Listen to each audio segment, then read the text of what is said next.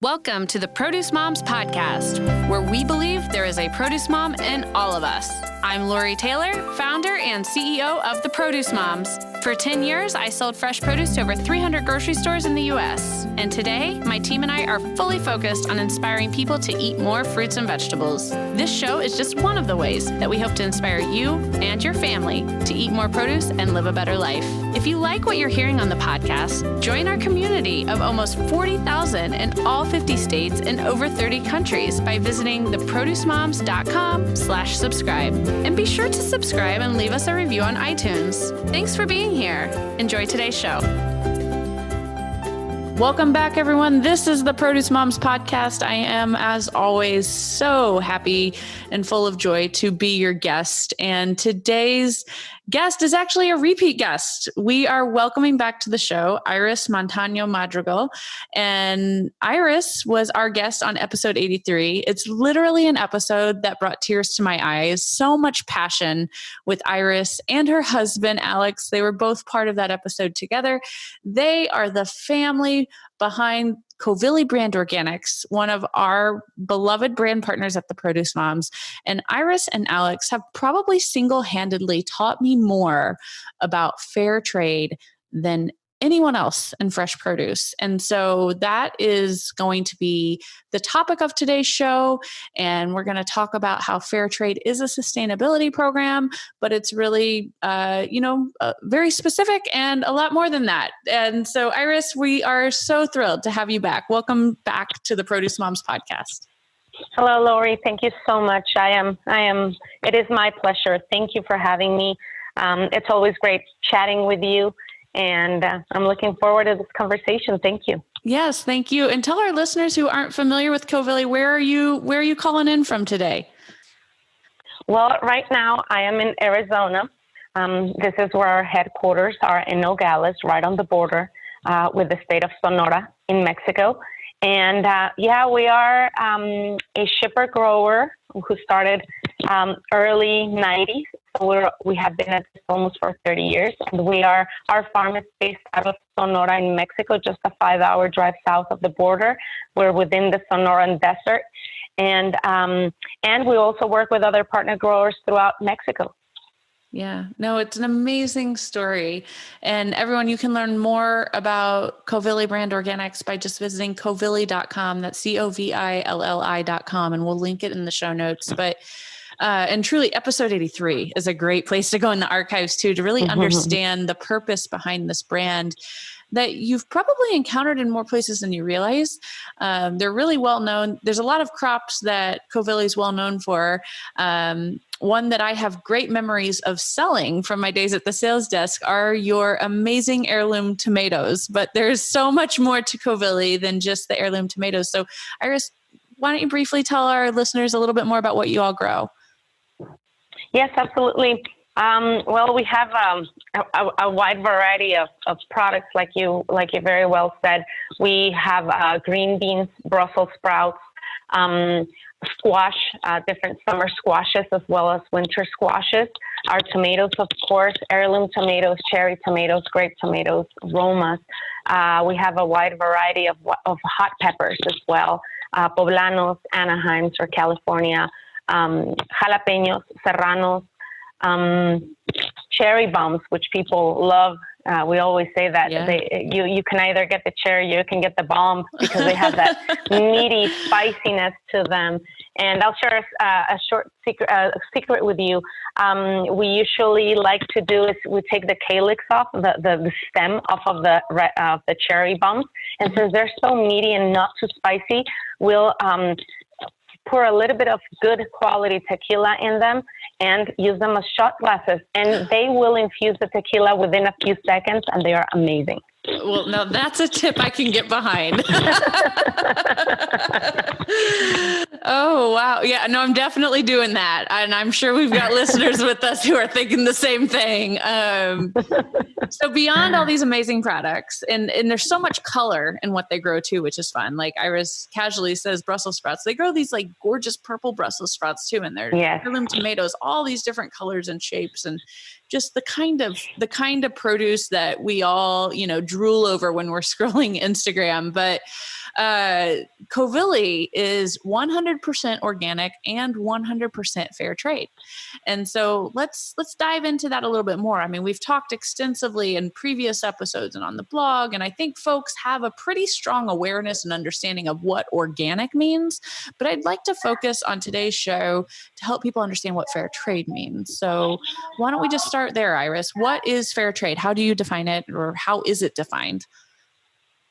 Yeah, correct. Yeah, and it is a complex program, beautiful, but complex for to understand. Really, even for us, we really have to get into it. So, absolutely, it is my pleasure to always talk about fair trade and help people understand what a wonderful program it is and how people can participate of it. So, fair trade is a certification, just like organic. It's a third-party certification. We are certified by Fair Trade USA. Fair Trade USA is a nonprofit, and they hire third-party certifiers that come, and just like with the organic, they review us. And but what is it that it's focused on? So Fair Trade, the certification is focused on verifying that we are in fact a fair employer, that we are doing what is right for our workers in regards to wages, and in regards to working environment, safety, opportunity within the workplace, and that everything that we do is legal and more, so that their wages are paid in time on the correct manner, that the worker understands what they're getting paid, what deductions are being taken from their paycheck. If there's a discrepancy with their paycheck, do they know who to ask or what process to follow?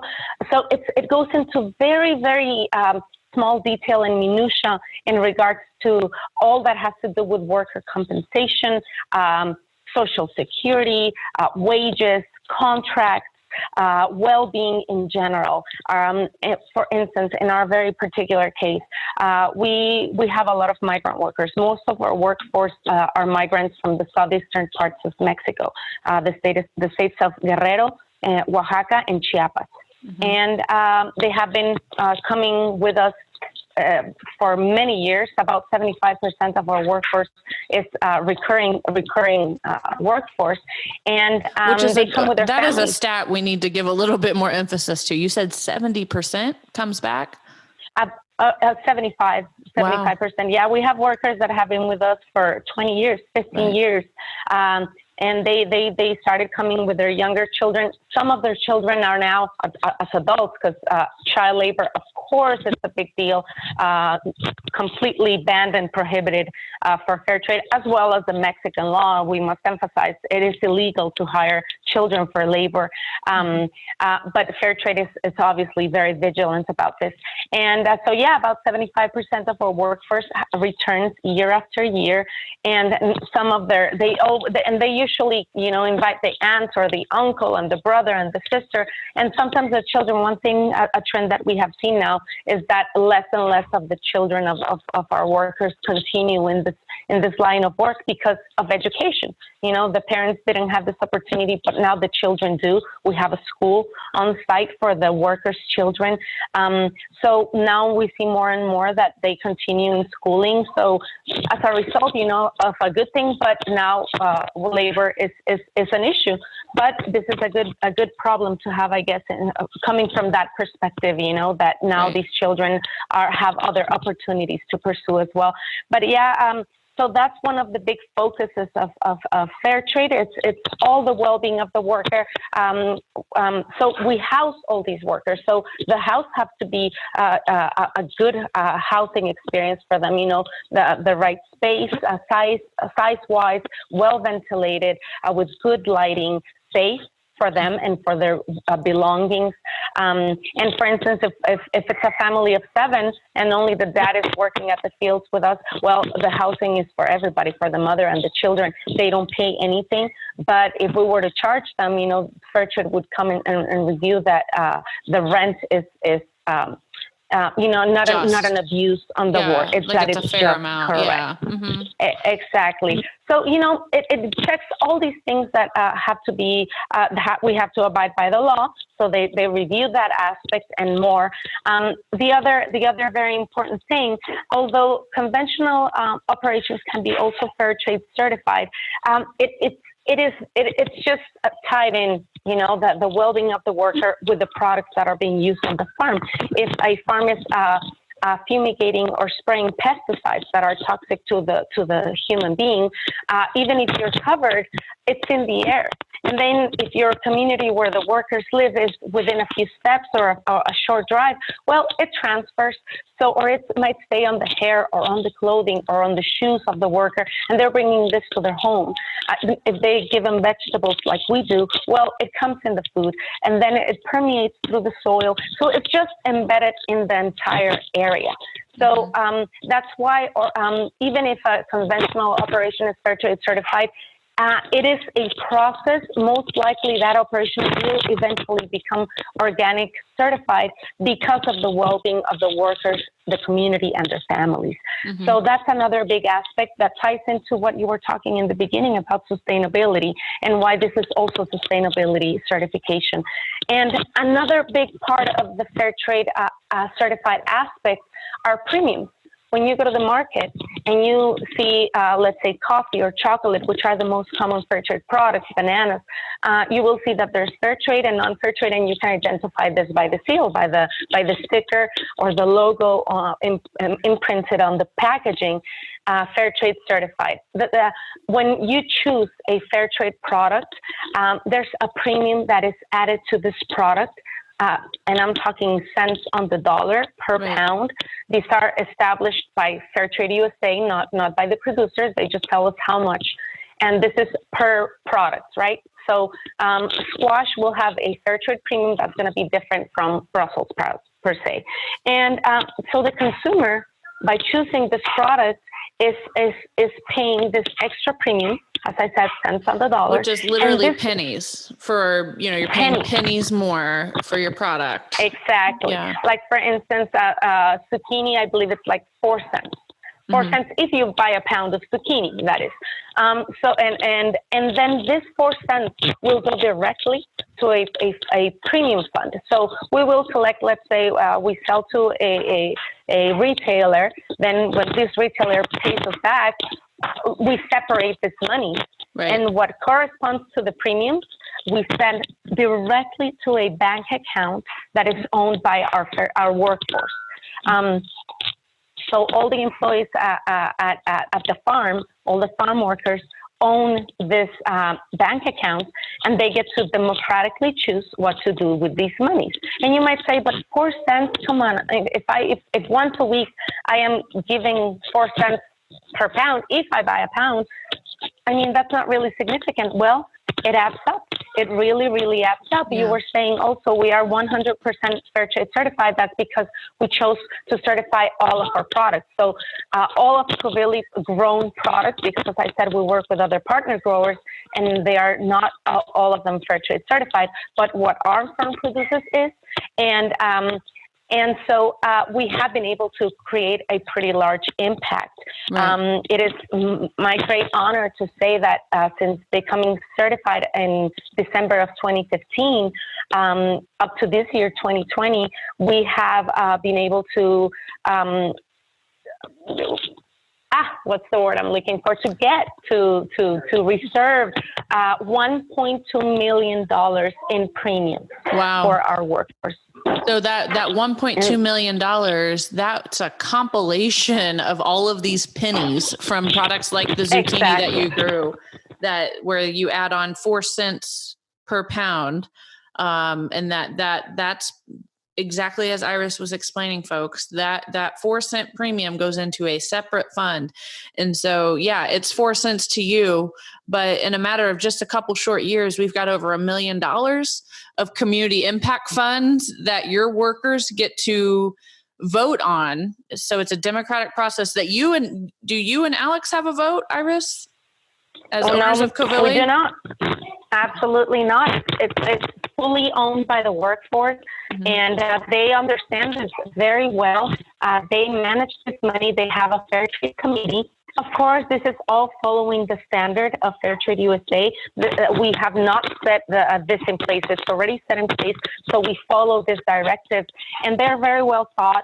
We appreciate this because it makes it easier, although it's a very thorough process.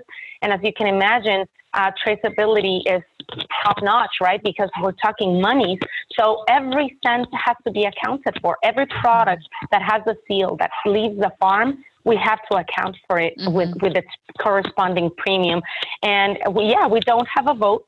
We have a seat at the Fair Trade Committee as part of the company, not me personally, but somebody in management, basically just to make sure that these funds are also used according to the standard, because we are the ones that are Fair Trade certified. The company is the one Fair Trade certified. So therefore, we must make sure that we support the Association of Workers, the Fair Trade Committee, and that we make sure that they are abiding by the standard. Yeah, you have a liability and a responsibility by holding the certification to make sure the funds are used appropriately. So give some examples of how this over $1 million fund now, since you all have been Fair Trade certified, how has that money been spent?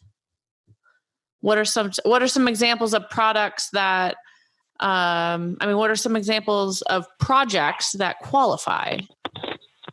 Yes, well, so yeah, very, very good question. So it has to be focus on the well-being of the worker community, right? The workers community. So it has to be health, education, cultural growth, and social interaction, community. So it's basically community development, everything that uplifts and empowers a community, which empowerment is a big word for fair trade, right. Bringing them up, uplifting their quality of life. So health in this case was a big deal. We're in a remote area. And as I said, these are migrant workers who come themselves from mostly rural areas in their home states. And so health was a big issue. We have found big gaps in their nutrition, deficiencies in their nutrition. So one of the things that Fair Trade USA requests us as a company to do as soon as we become Fair Trade certified, and before we can start, or they can start using this community funds from the premiums, is that we have to do a basic needs assessment. So what does this mean? It's basically like a poll.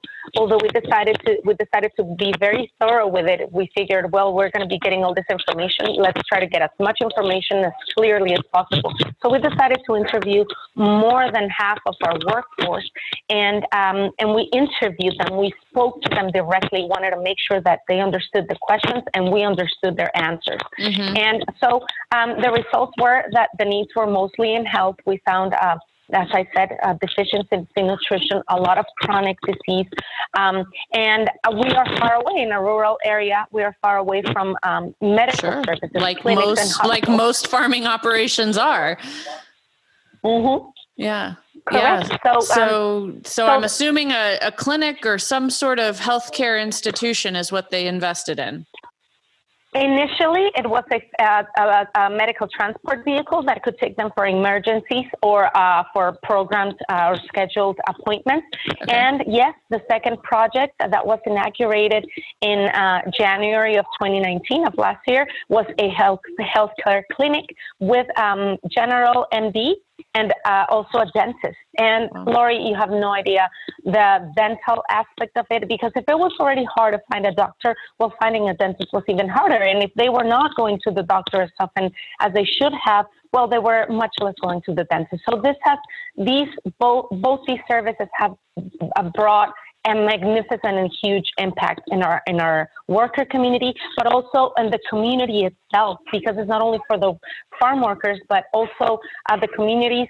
The community where the farm is, but also the adjacent ones have benefited from this clinic to the point that about between 7,000 and 10,000 community members have access to these services. That's amazing. It's just absolutely amazing. I want to come see it. I mean, I feel like I know I've talked to you, Iris, several times over the last, over several months. I'm like, I got to come see you. I got to come see you. And, when it's better conditions for traveling, I'm there. I'm coming. I cannot wait to see this in person. You describe it with so much passion. It's so vivid in my mind, the way you're describing it. And I will say that Iris and Alex alike, they are some of the most, I mean, these are salt of the earth type of people. Like the goodwill in her heart is exactly the type of good human being that she and her family are. So this is I feel like it's very mission aligned with the type of character you have, Iris. So this is, I appreciate it. Yeah, no, this is a wonderful thing. So, you're too kind, Lori. Thank you. Well, of course, it's genuine, it's real, and it's coming straight from you. So the sustainability, this is such a huge term. I mean, we have had full-on conferences in the produce industry and in the ag sector on the topic of sustainability. It is so important. Consumer data and insights tell us that shoppers want to know that the products they are purchasing have been sustainably produced. And there's an even heightened demand when it comes to fresh food. So I think the biggest problem with sustainability, not that it's a problem, that's maybe a poor choice of words, but I think one of the areas of confusion surrounding sustainability is the fact that there isn't really a definition or a certification. And that's where a program like Fair Trade, in my opinion, really kind of, it's kind of a solution. It is a defined program that is very much sustainability focused. But I'd love your thoughts on that. Like you're at the farm, you evaluate programs. I'm sure you've had many come across your desk in terms of different investments that the Covilli brand can make. Why did you guys, why this one? Why Fair Trade? Well, yes, it's just close to our heart. You know, part of our mission is to change the food paradigm, and because the current paradigm is precisely not sustainable. You know, the farmers are the ones that are being squeezed more and more. We have this culture that is mistaken in thinking that food has to be cheap. Well, in this efforts of making cheap food, we have contaminated our land and our water and our air. And the three pillars of sustainability are economic, environmental, and social. So we have to focus on this. And we feel very strongly that through being organic and fair trade, it just complements this so well. You know, economically, because we are, thanks to these premiums, we are being able to bring this extra benefits that are most of the time only done with money. That's the truth, to our worker communities. And I must say that our farm worker community and most in Mexico are of indigenous origin. I would say that about 50% of our workforce doesn't speak fluent Spanish because they speak their original native languages, like Nahuatl. Our association, our worker association, they chose their name to be Nuchi Sansecan, which in Nahuatl, which is a Mexican indigenous language, means all together. So they have a clarity and a very clear understanding of what this program is and how it helps them. And it has to be like that, all together. You know, we are doing our part. Our customers are doing our part, and then the end consumer is doing their part. And they're bringing sustainability to a group of workers that have been marginalized for generations, as most indigenous peoples are all over the world. So we are bringing through this Fair Trade program this economic aspect in order to, as I was saying earlier, uplift them, empower them. Then the environmental part through organic, sustainable, regenerative, which is really what we're trying to do in our farm, or what we have been doing through composting and through all these other aspects. You know, trying to be real stewards of our soils, of our air, of our water, and of our people, of our customers as well, you know, the ones that are consuming our products. So this environmental aspect as well. And then the social part. For us, Fair Trade, it goes beyond even the certification. As I mentioned before, too, we also work with partner growers. We're working pineapple, apple, lemon, lime, Valencia oranges. And we're creating these partnerships in which these other also vision-aligned farmers, small family-owned farms, we're making fair deals with them. We're paying them what they deserve to earn, because we're first of all growers, farmers, so we understand the needs of the farmer. So we're trying for this to be a win-win for everybody, not just us as a farm, not just our growers and our workers, but for it to be a win-win for everybody. So for us, sustainability is great. One other aspect of this program that we really like is that it's intended for these projects to be self-sustainable. So like the clinic, there is a charge, not for our farm workers. We pay for their service, but the community pays a fee, cheaper quota, cheaper fee than you would at a regular clinic, but you're getting the service. But this fee allows this clinic to be self-sustainable. It doesn't continue to take from the premiums. So these premiums can be used for other projects. Right. Well, and also to your point, if the mission is empowerment, part of empowerment is setting up a structure and a system where it can be self-sustaining. That's what empowerment's all about. Exactly. So, yeah. And, this has just been such a joy to listen to you. It's so important. I mean, and I know that many of our listeners today have seen the logo, they've heard the term, but perhaps didn't really know what all went into it. So I really appreciate your time with this, Iris. I want to call out one thing on your website. You mentioned earlier in our discussion about the traceability.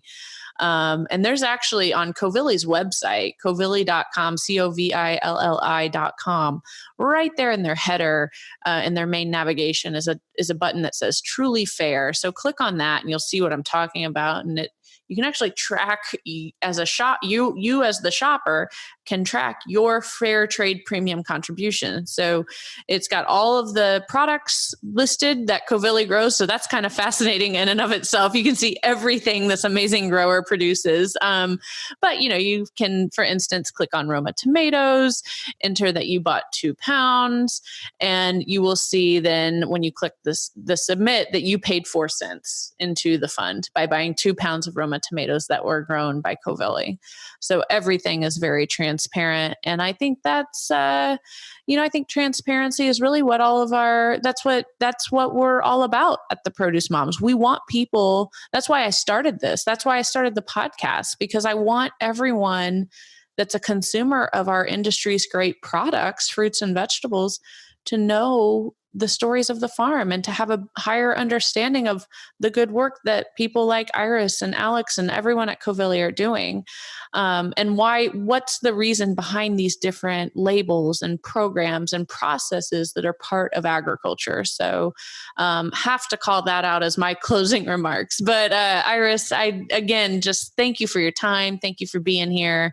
Thanks for all that you do. I love your brand. I absolutely love what it stands for. I love the products that you grow. It was one of the easiest products I ever had to sell, because those heirloom tomatoes just sold themselves. But it's really been a joy getting to know you and your family and the whole Covilli family. So thank you for being our guest again. Not too many repeat guests here on the Produce Moms podcast, but it's been a joy to welcome you back. And just like in episode 83, you get the final word and the last goodbye. Thank you, Lori. We are honored. Thank you for having me a second time. And the last thing I would like to say is, if you see the Fair Trade seal, whether it's Fair Trade USA, now that you have a little bit more understanding, and even if it's not Covilli, choose it. Vote with your dollar, because that's where true change comes about. Thank you, Lori. Thank you to your listeners, and talk to you soon. Thanks for joining us on this episode of the Produce Moms podcast. If you or someone you know would like to be a featured guest, just send an email to lori@theproducemoms.com. We know there is a produce mom in you, because there's a produce mom in all of us. Join our community on Facebook and all social platforms. Help us change the way America eats. Thanks again for listening, and we'll see you next time.